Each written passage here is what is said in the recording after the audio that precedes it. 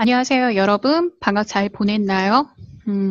안타깝게도 오늘은 사실 3학년 학생들이 개학 후 첫 번째 등교 수업으로 진행되어야 하는데, 여러분 알다시피 성북구 관내 모든 학교들이 지금 현재 원격 수업을 진행하게 되었습니다. 그래서 선생님이 원래는 학교에서 수업하려고 준비했던 것을 원격으로 진행하고자 해요. 자, 우리가 지난 시간에 아마 방학 직전에 생기초 수업을 들었어요. 그렇죠? 대한민국의 발전에 대해서 여러분 아마 6.25 전쟁까지를 선생님하고 같이 영상 수업을 함께 동영상으로 살펴봤었는데요. 오늘은 그 내용을 바탕으로 교과서 및 학습지 정리를 해보고자 합니다. 제일 먼저는 학습지 정리를 하려고 해요, 여러분. 학습지를 먼저 준비해 주세요.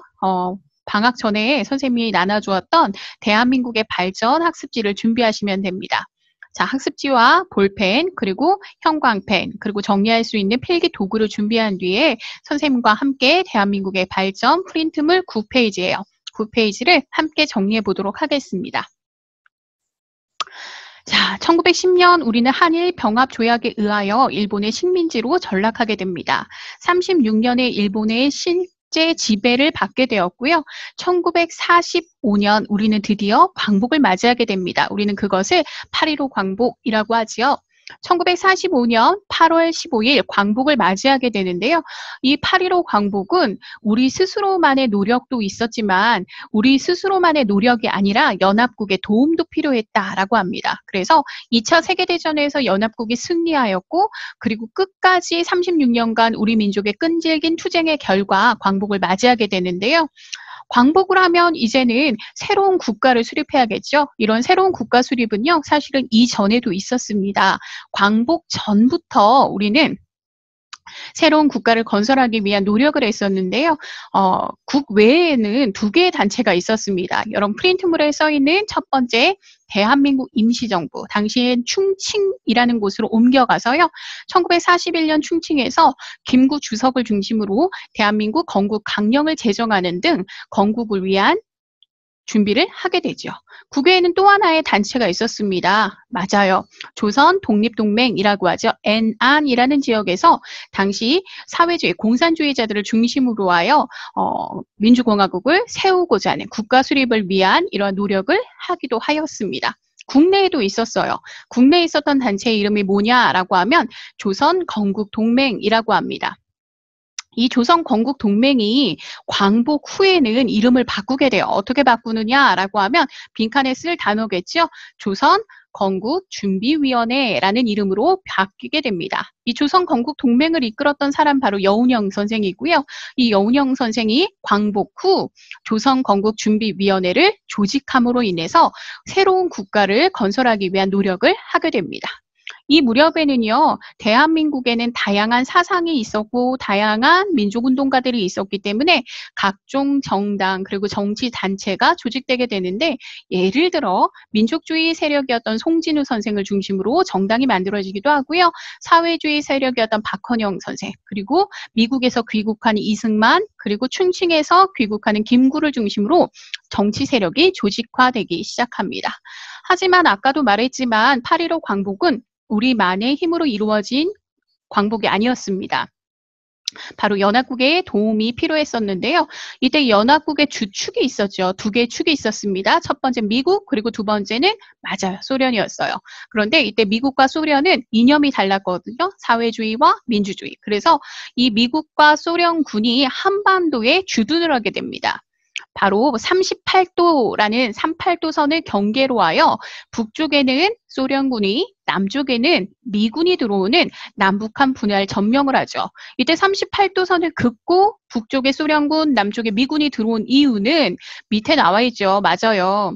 일본군을 무장 해제하겠다. 쉽게 말하면 군사적 목적이다라고 합니다. 그런데 이게 점차 군사적 목적으로 들어왔으나 이들은 이념이 달랐거든요. 민주주의와 사회주의, 그래서 바로 정치적 목적으로 변질되면서 우리나라가 역사적 불행이 시작되게 되는 거죠. 군사적 목적으로 들어왔으나 점차 정치적 목적으로 변질되면서 대한민국의 이러한 강대국들의 이념 전쟁에 소용돌이에 빠지게 됩니다. 자, 이때 대한민국의 문제를 해결하기 위해서 모스크바에서요, 세 개의 나라, 미국, 영국, 소련의 외상이라고 하면요, 외무부 장관을 말합니다. 외무부 장관들이 모여서 회의를 하게 됩니다. 이걸 모스크바 3국 외상회의라고 하는데요. 이때 나온 결정들이 매우 중요해요. 첫 번째는, 자, 조선에 민주국가 수립하자라는 거예요. 그런데 그들이 이렇게 수립하려면 아직 힘이 없으니 우리가 도와주자라고 해서 미소공동위원회라는 것을 설치하여 한반도 문제를 해결하자라고 하고요. 뿐만 아니라 여기에 미국, 영국, 소련, 여기에 중국이라는 나라가 하나가 더 포함되어 아직 조선이라는 나라는 스스로 정부를 구성할 힘이 없다. 그러니까 무슨 정치하자? 맞습니다. 신탁 통치하자라고 합니다. 신탁 통치라는 것은 뭐냐라고 하면요. 스스로 정부를 구성할 수 없는 능력이 없었던 국가들을 일정 기간 동안 대신 통치하는 것을 신탁 통치라고 합니다. 그런데 우리 일본의 지배로부터 36년 벗어난 지 얼마 되지 않았어요. 8월 달. 그런데 12월 달에 신탁 통치하겠다라고 결정하니까 우리 국민들이 좋아했을까요? 맞습니다. 아닙니다. 그래서 이 신탁 통치를 놓고 반대 움직임이 일어나게 됩니다. 그런데요, 처음에는 모든 세력이 반대하였어요. 그러다가 점차 사회주의 계열이 노선을 바꿔가게 됩니다. 그러면서 우익과 좌익으로 나누어져서 대립하게 되는데 이때 우익이라고 하면요. 맞습니다. 민주주의, 민족주의 세력을 말하고요. 좌익이라고 하면 맞아요. 사회주의, 공산주의 세력을 말합니다. 이들이 우익 세력은 안 돼. 우리 신탁 통치 안 할 거야. 우리가 스스로 정부를 구성할 거야. 라고 주장하고요. 처음에는 좌익도 신탁 통치를 반대하였으나 이때 모스크바 3국 외상회의 결정 중 첫 번째 포인트를 두게 됩니다. 정부 수립하자. 임시정부를 수립하자라는 것을 첫 번째 목적으로 해서 이것을 들어준다면 모스크바 3국 외상회의를 지지하겠다라고 결정을 내리게 됩니다. 자, 이것 때문에 우익과 좌익이 심하게 대립하게 되면서 이때부터 우리나라에서 이념 갈등이 야기되게 되는 거죠. 자, 어찌하였든 모스크바 3국 외상회의의 결과 한반도의 문제를 논의하고자 맞습니다. 미소 공동위원회가 개최됩니다. 두 차례 개최돼요. 1946년, 47년. 그런데 미국과 소련의 의견이 전혀 다릅니다. 미국은 정부를 구성하는 데 있어서 모든 단체가 참여하자라고 주장해요.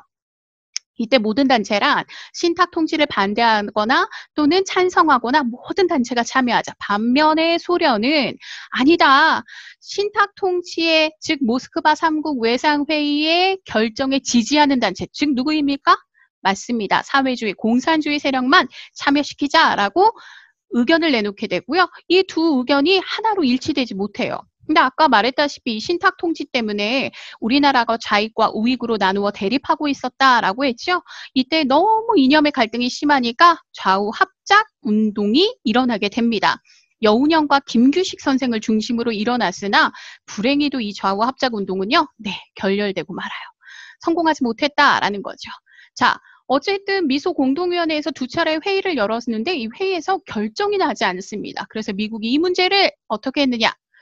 옆으로 넘어가기 전에 여러분 프린트물 보면 밑에 이승만과 김구의 정부 수립에 대한 의견을 적어봅시다 라고 나와 있죠. 이건 자기주도입니다. 여러분이 직접 하는데 뭘 보고 하느냐? 교과서 78페이지요.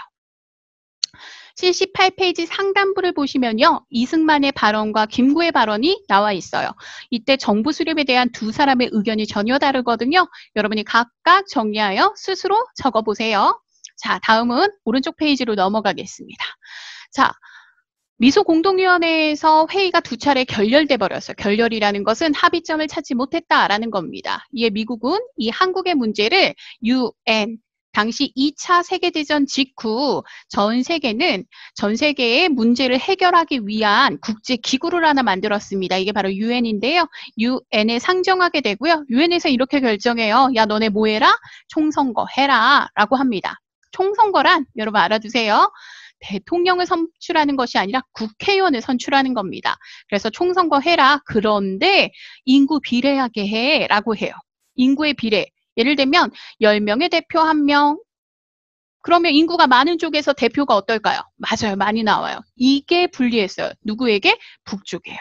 자, 북쪽에 있었던 당시 우리나라는 지금도 마찬가지입니다. 남한의 인구가 훨씬 많거든요. 그러니까 북쪽에서 야, 그렇게 된다면 북쪽을 대표하는 대표자의 숫자가 훨씬 적게 되고 그러면 사회주의 국가를 수립하기 어렵다라고 생각한 소련과 북한이 이를 거부하게 됐고요. 그러니까 유엔이 야, 요만한 나라에서 야, 그러면 가능한 지역에서만 해라고 해요. 근데 이게 문제예요. 가능한 지역 어디일까요? 맞습니다. 남한입니다. 그래서 남한에서만 총선거를 하자라고 결정이 나자 안 돼. 우린 통일정부를 수립해야 돼라고 주장했던 사람이 있어요. 맞아요. 김구 선생과 김규식 선생이 무엇을 하였냐라고 하면 바로 남북 협상을 시도합니다. 쉽게 말하면 북한의 지도자 누구를 만나러 가요?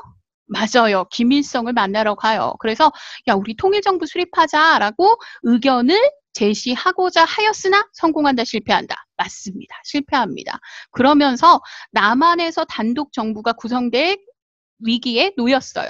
그러니까 이 남한의 단독 정부 수립에 대해서 다른 의견을 남한이라고 해서 그 당시 민족주의, 민주주의 세력만 있었던 것이 아니에요. 남한에서도 사회주의 세력이 있었거든요. 그래서 이 사회주의 세력이 아니다, 통일정부 수립하자라고 해서 남한의 단독 정부 구성을 반대하는 움직임이 일어납니다. 그 첫 번째 사건이 바로 제주 4.3 사건이죠.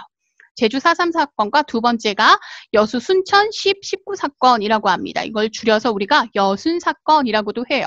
그런데 이 두 개의 사건은 모두 남한의 단독 정부 수립에 반대하는 당시 남쪽에 있었던 사회주의, 공산주의 세력이 주도하여서 일으킨 운동이었어요. 자, 그런데 이런 움직임이 좌익 세력이, 즉 사회주의 공산주의 세력이 통일정부 수립을 주장하자 야, 이러다가 남쪽에서도 민족주의 세력이 약화되겠어? 안 되겠어? 그래서 그들을 진압하는 과정 속에서 당시 큰 혼란과 큰 인명적 피해가 있었던 사실이 나타나게 됩니다. 여러분 교과서 참고하시면 요 제주 4.3 사건을 좀 더 자세히 설명할 수 있어요. 좀 이따 밑줄 칠 때 볼게요. 자, 어쨌든 결과적으로 남한에서만 맞습니다. 정부 수립 과정이 이어지게 되죠. 예, 첫 번째 1948년 5월 10일 총선거. 아까 선생님 총선거 누구 뽑는다? 맞습니다. 국회의원을 뽑습니다. 국회의원을 뽑는 우리나라 첫 번째 선거가 시작돼요. 국회의원을 뽑았으니까 당연히 뭐가 구성될까요? 국회가 구성되죠. 우리는 이 국회를 제헌국회라고 합니다. 만들 제, 법헌. 우리나라의 최초의 법, 바로 헌법이죠. 헌법을 구성한 국회의원을 우리가 제헌국회라고 합니다. 제1대 국회를 이렇게 말해요. 임기는요, 지금하고 달랐어요. 지금은 4년이지만 그 당시 임기는 2년입니다. 외워두세요. 2년. 임기 2년에 국회의원을 선출하게 되고 이들에 의하여 헌법이 제정됩니다. 1948년 7월 17일. 그래서 우리는 7월 17일이 어떤 날이죠? 맞습니다. 제헌절입니다. 그런데 이 헌법의 내용을 보면 우리나라의 최고 대표를 이렇게 부르자, 대통령이라 하자라고 하고요. 두 번째, 우리나라는 어떤 정부다? 민주공화정이다라고 합니다. 그런데 이 대통령은 미안해요. 특징이 있었어요. 어떤 특징이 있었느냐라고 하면 임기가 몇 년이었다? 4년. 쓸 거예요. 임기 4년에 대통령이 있는데 이 대통령은 누가 뽑아요? 국민이요? 아니요. 국회에서 선출합니다. 국회에서 선출한다라는 헌법의 내용을 바탕으로 우리나라 초대 대통령이 선출됩니다. 누굽니까? 맞습니다. 이승만 대통령이 선출되어 1948년 8월 15일 정부 수립을 발표하게 되죠. 이에 한반도에서는 유엔에서 인정한 합법적으로 인정한 정부 바로 대한민국이 수립되게 되는 겁니다. 자, 1948년 8월 15일 대한민국 정부가 수립되자 북쪽에서도 북한 정권이 김일성을 중심으로 정부 수립을 하게 됩니다. 근데 사실은 김일성은요, 정부 수립 이전에 제일 먼저 한 게 있어요. 1946년 무엇을 했느냐? 토지 개혁을 시도합니다. 여러분 알다시피 공산주의 세력은 평등, 공동생산, 공동분배를 주장하죠. 그래서 토지개혁을 시도하여 당시 가지고 있던 모든 토지를 맞습니다. 무상 몰수 다 뺏어요. 그 대신 무상으로 분배하는 이런 토지개혁을 실시하게 되고요. 그로 인해서 당시 생각해보세요, 여러분. 지주, 땅을 가지고 있는 사람들이 많았을까요? 그들의 땅을 빌려서 농사 짓는 사람들이 많았을까요?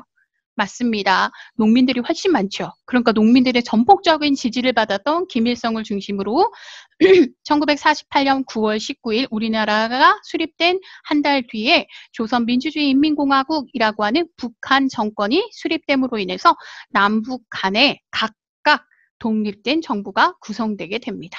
자, 이에 대한민국에서도요, 농지개혁 시도합니다. 정부 수립하고 그 이듬해였던 1949년에 농지개혁법이라는 것을 만들어요. 그러나 우리는 민주공화국이죠. 자본주의 사회입니다. 그래서 무상 분배 못했어요. 어떻게 했느냐? 소유에 대한 제한을 하게 됩니다. 어떻게 제한했느냐? 유상 매수, 돈 주고 사요. 단 돈 주고 분배합니다. 이게 뭔 차이가 있어요? 라고 하는데요. 소유를 제한한다라고 했잖아요. 그러니까 대토지를 소유하고 있던 사람들이 그 많은 토지를 다 소유할 수 없어서 일정 부분은 판매를 할 수밖에 없었다라는 거죠. 그래서 자연스럽게 대토지를 가지고 있던 사람들의 땅을 일반 농민들도 살 수 있는 기회가 주어지게 됨으로 인해서 농지개혁을 시도하게 됩니다. 또 하나 우리나라가 해결해야 될 문제가 있었어요. 바로 뭡니까? 친일파죠. 친일파를 청산하고자 1948년 반민족행위처벌법이라는 법을 만들어요. 그리고 실제적으로 반민특위라고 해서 특별조사위원회를 설치합니다. 그래서 당시 친일에 가담했던 사람들의 명단을 조사하고 그들을 조사하고 신문하고 처벌하고자 하였으나 성공했을까요? 아닙니다. 좌절됩니다. 왜냐하면요. 여러분 이승만이라는 인물이 대부분 중국과 미국에서 활동했던 인물이에요. 국내에 들어와서 대통령에 당선되었을 때 이승만을 지지해 줄 만한 뒷받침할 만한 세력이 없었거든요. 이 이승만은 어쩔 수 없이 이전에 미군정을 도와주었던 사람들과 함께 손을 잡는데 이때 미군정을 도와줬던 사람들이 누구냐고요? 예, 맞아요. 친일 세력이었어요. 그래서 친일파가 미군정 때 그대로 권력을 유지하고 이들이 다시 이승만 정권으로 이어지면서 반민특위 활동 어떻게 할까요? 맞습니다. 탄압합니다. 반대하죠. 그래서 끝내는 친일파 청산이 좌절되어서 지금까지도 우리나라는 이 친일파 문제가 지금도 남아있는 이유가 되기도 합니다. 여기까지가 9페이지 프린트물이고요.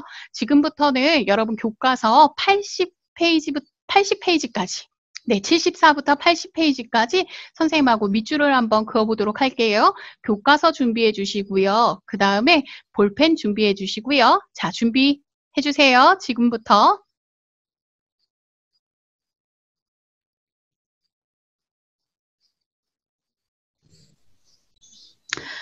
자, 여러분 교과서하고 연필, 볼펜 준비됐죠? 자, 오늘 선생님하고 밑줄 그을 부분은 바로 3단원 74페이지입니다.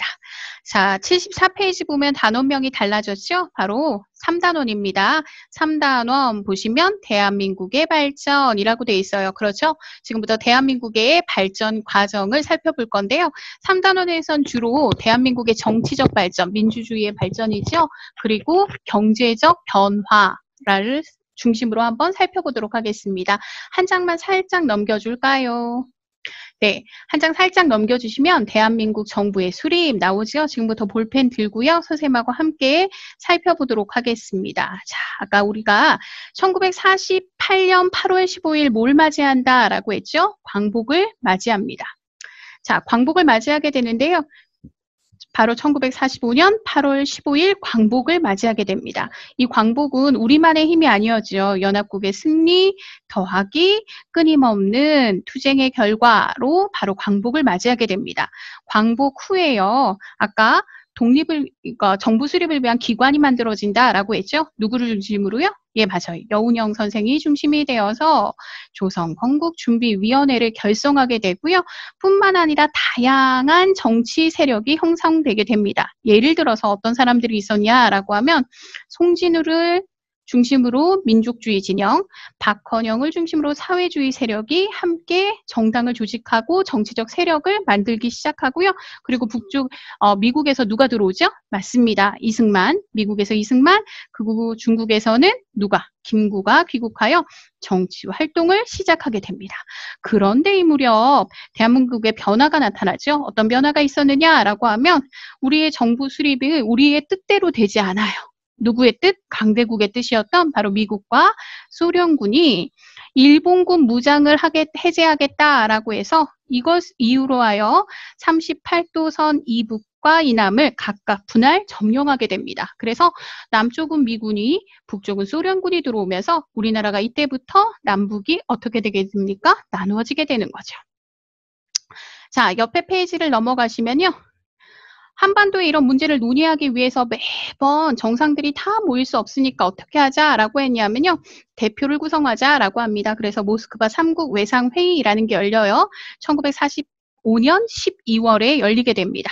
미국, 영국, 소련 3국이라고 하면 미영소 3국의 외무부 장관이 모여서 어떤 것을 결정했는지 지금부터가 제일 중요합니다. 이것을 결정합니다. 뭘 결정했느냐라고 하면 밑으로 내려가 볼게요. 삼국 외상회의에서 결정된 사항이에요. 삼국 외상회의에 결정된 사항 어떤 내용이 있었느냐 보면요. 첫 번째, 조선에 정부 수립하자. 두 번째, 미소 공동위원회 설치하자. 세 번째, 신탁 통치 실시하자라고 결정을 내리게 되죠. 그런데 문제가 된 건 바로 뭐였습니까? 맞습니다. 신탁 통치였어요. 다시 위로 올라가시면요. 바로 신탁 통치 등을 결정하게 됐다. 신탁 통치가 뭐냐? 옆에 나와 있어요. 신탁 통치란 어떤 거냐? 자치 능력이 없다고 판단한 지역을 일정 기간 통치하는 것. 쉽게 말하면 우리나라 어떻게 봤다? 자치 능력이 없다. 정부를 구성할 수 없다라고 본 거죠. 그래서 우리나라에서 이거에 대한 반대 운동이 일어납니다. 신탁 통치 반대 운동이 대대적으로 전개되는데 문제는 처음에는 우익과 좌익이 모두 그랬어요. 그런데 중간에 좌익이 뜻을 바꾸게 됩니다. 어떻게 좌익이 뜻을 바꿨느냐라고 하면 처음에는 반대해요. 그러다가 무엇을 요구했느냐? 임시정부 수립해주면 우리도 뭐 할게? 라고 합니까? 그렇죠. 삼국 외상회의 결정을 지지할게 라고 하게 되고요. 이때부터는 좌익과 우익 사이에 뭐가 일어나게 되죠? 맞습니다. 대립이 일어나게 되는 거죠. 그래서 이때부터 좌익과 우익 사이에 대립이 나타나서 대립이 심화되기 시작해요. 자, 이러한 분위기 속에서 뭐가 열리느냐? 밑에 이런 분위기 속에서 볼게요. 아까 좌익 세력 뭐 한다라고 했어요? 맞습니다. 좌익 세력은 신탁 통치보다 임시정부 수립에 더 중점을 두고 결정을 지지하게 됩니다. 그러나 우익 세력은 뭐였죠? 그렇죠. 우익 진영은 무슨 소리냐? 신탁 통치는 또 다른 식민 통치이다. 그래서 반탁, 즉 신탁 통치를 반대하는 운동을 전개하게 되는 거죠. 자, 그렇다면 밑에 1번 문제 좀 풀어볼까요? 두 주장이 어떻게 다른가라고 하면 어떻게 달라요? 맞습니다. 좌익은 찬탁. 좌익은 신탁 통치에 찬성하는 찬탁을 하게 되고요. 반대로 우익은 신탁 통치에 반대하는 반탁 운동을 전개하여 두 세력이 어떻게 돼요? 대립하게 되죠. 이 대립이 이후에 끼친 국제 영향 뭐가 있을까요? 맞아요. 우리나라가 남북의 그런 냉전 체제에 이렇게 시달리게 되는 문제가 나타나게 되고 결과적으로 6.25 전쟁이라는 비극적인 전쟁까지도 나타나게 되는 거죠. 자, 위로 올라가 보시면요. 아까 밑줄 친 거 다시 한번 해볼게요. 자, 삼국 외상회, 모스크바 3국 외상회의 결과 뭐가 만들어진다라고 했어요. 미소 공동위원회가 개최됩니다. 이 미소 공동위원회는 몇 차례 열렸냐? 두 차례 열려요. 1946년 그리고 이듬해. 밑에 보시면 나와 있죠. 이듬해에 다시 열렸으나 뭐 했다? 성과 없이 끝나고 말았다. 성과 없이 끝난 이유가 뭔지가 바로 옆에 나와 있어요. 소련이라는 나라는 모스크바 3국 외상회의 결정을 지지하는 단체만 참여시키자. 반대로 미국은 모든 단체를 참여시켜야 한다. 즉 두 개의 의견이 어떻습니까? 맞아요. 반대예요. 소련과 미국도 반대하게 되고요. 이러한 갈등은요. 국내에서도 더욱 심하게 이루어지자 우리 국내에서는 야 이렇게 싸우지 말고 뭐하자? 하나가 되자. 통일정부 수립하자. 그래서 좌우 합작운동을 전개합니다. 그래서 통일정부 수립하자 대표적인 인물들이 누구였냐? 바로 여운형, 김규식 등이었어요. 그러나 성과 이룹니까? 못 이룹니까? 맞아요. 못 이뤄요. 그래서 이 문제가 한반도에서 정부 구성이 빨리 이루어지지 못하자 야, 이 문제 어디에서 해결해? 맞아요. 유엔에서 해결해 라고 해서 당시 한반도의 문제를 유엔에 가지고 가게 되죠. 밑에 보시면요. 미국이요. 이 문제를 한국 문제를 유엔에 상정하게 됩니다. 그러니까 유엔에서 이렇게 결정해요. 뭐에 비례하여? 인구에 비례하여 뭐 해라? 총선거 해라 라고 해요. 그런데 인구 비례하면 누구에게 불리하다? 맞아요. 북한에게 불리했어요. 인구가 훨씬 적었기 때문에. 그래서 소련과 북한은 이들의 방북을 뭐합니까? 거절합니다. 그러니까 어떻게 유엔이 결정하냐라고 하면 여기에 좀 슬퍼요. 가능한 지역에서라도 실시해라라고 하죠. 가능한 지역 즉 어디입니까? 가능하죠? 맞아요. 남한에서만 실시해라고 해요. 그러면 남한에서만 정부가 수립된다? 북한과 나누어진다? 아 이거 안 돼라고 주장했던 사람이 누구입니까? 맞습니다. 김구입니다. 예, 김구와 김규식이 어떻게 되느냐? 남북 협상을 제의해요. 그래서 북한의 지도자 누구 만나러 갑니까? 맞아요. 김일성 만나러 가는데 성공해요? 실패해요? 맞아요. 성과를 거두지 못하였다. 그러면 어디에서만 선거가 치러지게 된다? 남한에서만. 그러니까 이러한 남한의 단독 정부 수립에 반대하는 움직임도 이루어지게 되죠. 밑에 보시면요. 남한의 단독 정부 수립에 반대하는 움직임이 나타나게 되고 그 결정적인 사건이 바로 제주 4.3 사건 그리고 여수 순천 10.19 사건이 일어나게 됩니다. 자, 제주 4.3 사건이 뭐냐라고 하면요. 제주 4.3 사건은요. 제주도에 있는 좌익 세력의 중심. 왜냐하면 남한이라고 해서 당시 민족주의 세력만 있었던 건 아니에요. 바로 제주도에서 있었던 사회주의, 공산주의 세력을 중심으로 하여 남북 통일정부 수립하자라는 거죠. 그런데 이거 어떻게 했느냐라고 하면 이승만 정부가 이들을 진압해요. 그러면서 철저하게 많은 희생이 나타나게 되고 이후로부터 그러니까 제주 4.3 사건에 대해서 굉장히 이렇게 함부로 말도 못 내밀 정도의 분위기가 만들어지다가 1920년대에 들어서 그것이 정말 있으면 안 되는 사건이었다라는 것이 밝혀지게 되고 정부가 공식적으로 희생자에게 사과하는 이런 모습도 나타나게 됩니다. 자, 이렇게 좌익과 우익이 나누어져서 갈등하고 있었을 때 대표적으로 우리는 두 사람의 정치적 지도자의 이름을 좀 살펴보고자 합니다. 여러분 가지고 있는 프린트물 9페이지 좌측의 하단부 표 바로 요거 보고 완성하시는 거거든요. 요거 보시면 여러분이 쓸 수 있는데요. 지금부터 이승만의 생각과 김구의 생각을 정리해 보겠습니다. 이승만은 어떻게 했느냐라고 하면요. 통일정부 뜻대로 되지 않는다. 그러니까 남한에서만이라도 임시정부 수립하자라고 주장해요. 반면에 김구 선생은 어땠느냐라고 하면 무슨 소리냐. 단독정부 수립 안 된다. 뭐라? 그렇죠. 통일정부 수립해야 된다. 단독정부 수립엔 협력하지 않겠다. 무슨 정부 수립하자? 통일정부 수립하자라는 것을 강조하지요. 그러나 북한의 지도자였던 김일성과의 만남이 결렬됨으로 인해서 남한에서만 단독선거가 치러지게 됩니다. 그 내용이 바로 옆에 페이지로 넘어갈게요. 대한민국 정부가 수립되게 됩니다. 과정을 보면요. 첫 번째 1948년 5월 10일 50총선거가 실시됩니다. 우리나라의 최초의 보통 선거였어요. 자, 50총선거 누구 뽑는다라고 했죠? 국회의원 뽑아요. 그렇죠. 그래서 뭐가 만들어진다라고 합니까? 재헌국회가 만들어지게 되고요. 이 재헌국회는 헌법을 만들어서 발표합니다. 며칠 날요? 7월 17일 날. 그렇죠. 그래서 우리는 매년 7월 17일 무슨 날이에요? 재헌절이라고 하죠. 자, 이 헌법의 내용을 기본적으로 보면 헌법의 내용은 어떤 것을 포함하고 있느냐라고 하면요. 대통령을 중심으로 한다. 민주공화정이다라고 합니다. 그런데 이때 대통령은요. 임기가 몇 년이라고요? 4년. 그렇죠. 어디에서 뽑는다? 국회에서 선출한다라고 합니다. 이에 뽑힌 우리나라 초대 대통령이 바로 이승만이고요. 이승만을 중심으로 8월 15일 우리나라가 정부 수립을 선포하게 됩니다. 그리고 대한민국이 유일한 합법정부이다라는 것은 유엔이 같은 해 12월에 합법정부로 승인하게 되는 거죠. 자, 그러자 북한에서도요. 정부가 수립되게 됩니다. 북한의 정부 수립 볼게요. 북한에서는요. 제일 첫 번째는요. 1946년 북조선 임시인민위원회. 누가 중심이 되죠? 김일성이죠. 그래서 김일성을 중심으로 했던 이곳에서 헌법을 제정 공포하고요. 그래서 김일성을 중심으로 하여 정부를 조선 민주주의 인민공화국을 수립함으로 인해서 한반도에서는 몇 개의 정부? 맞습니다. 남과 북의 각각의 정부가 들어서게 되는 거죠. 자, 이렇게 북쪽에서 김일성을 중심으로 한 정부 수립이 가능했던 이유는요. 북조선 임시인민위원회에서 1946년에요. 농지개혁을 시도하였어요. 이때 북쪽의 농지개혁은요. 무상몰수, 선생님 쓸 데가 없어서 위로 갈게요. 무상분배였습니다.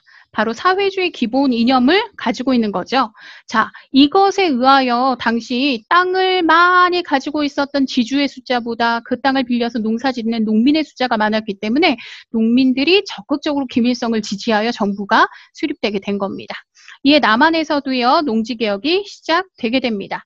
남한에서는 1949년 농지개혁법을 제정하는데 우리나라의 농지개혁은 무상몰수, 무상분배 아니에요. 왜냐? 민주주의, 자본주의 국가이죠. 그래서 어떻게 했느냐라고 하면 토지 소유를 제한합니다. 즉 3정보 이상의 토지 소유를 사들인 다음 재분배하는 방식, 쉽게 말하면 선생님 쓸게요. 소유를 제한해요. 그래서 사들인 다음 돈을 받고 분배, 유상, 몰수, 유상 몰수 아니다. 미안해요. 유상 매수라고 합니다. 유상 매수. 돈 주고 샀다라는 거예요. 매수, 유상, 매매 하게 되는 거죠. 그로 인해서 우리나라의 농지개혁은 북한과는 좀 차이가 있다. 무상몰수, 무상분배. 반면에 무상몰수, 무상분배. 반면에 우리나라에서는 무상몰수, 무상분배. 반면 우리나라에서는 어땠다고요? 유상매수, 유상매매 하게 되는 거죠. 자, 대한민국 정부 어떤 특징을 가지냐라고 하면요. 헌법에서도 나와 있어요. 3.1 운동의 독립정신을 계승한다라고 나와 있고요. 임시정부의 법통을 계승하였다라고 해서 헌법이 만들어지게 됩니다. 자, 여기까지의 내용이고요. 한 장만 더 넘겨볼게요. 농지개혁법 시작해서 우리도 농지개혁 시도하였는데요. 해결하지 못한 게 하나 있습니다. 바로 친일 세력인데요. 사실은 친일 세력 해결하고자 노력했었어요. 어떻게 했느냐라고 하면 1948년 반민족행위 처벌법을 제정 공포했고요. 같은 해인 반민족행위특별조사위원회, 일명 줄여서 우리가 반민특위라고 합니다. 구성합니다. 그래서 실제적으로요.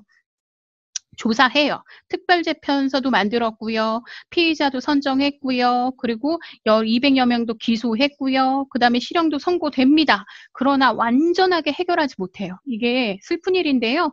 해체돼 버리고 말았어요. 왜냐하면 당시 이승만 대통령이 이끌었던 이승만 정부는요. 여러분 사실 이승만 대통령은 미국에서 공부했고 미국에서 활동했던 사람이라 국내에 지지 기반이 별로 없었거든요. 미국에서 들어왔던 이승만을 지지해줬던 건 미군정을 이끌었던 사람들이었고 이 미군정은 바로 친일 세력, 바로 일본 일제강점기에도 권력을 가지고 있던 세력들이었어요. 그래서 그들이 그대로 권력을 가지고 있던 게 이승만 정권이었거든요. 그래서 이때 이승만 대통령이 친일파 처벌하지 말자. 우리 하나 정부 빨리 만들자라고 해서 담화문을 발표하게 되고요. 그로 인해서 완전히 해체되게 됩니다. 그래서 아직도 우리 친일 문제를 해결하지 못한 슬픈 역사를 가지고 있죠. 오늘은 여기까지 정리할 거고요. 자, 여러분 다시 한번 보시면 오늘은 여기까지 정리할 거고요. 지금 선생님이 천천히 넘겨줄 테니까 다시 한번 화면 캡처하시고 두 번째 장 화면 캡처하시고 마지막 반민특위도 화면 캡처해서 여러분 교과서도 잘 정리해 줬으면 좋겠어요. 자, 코로나 사태가 길어지고 있는데요. 여러분 집 밖에 많이 나가지 말고요. 위생 그리고 자기 건강 잘 지켜서요. 우리 빨리 학교에서 만날 수 있었으면 좋겠습니다. 수고하셨어요. 안녕.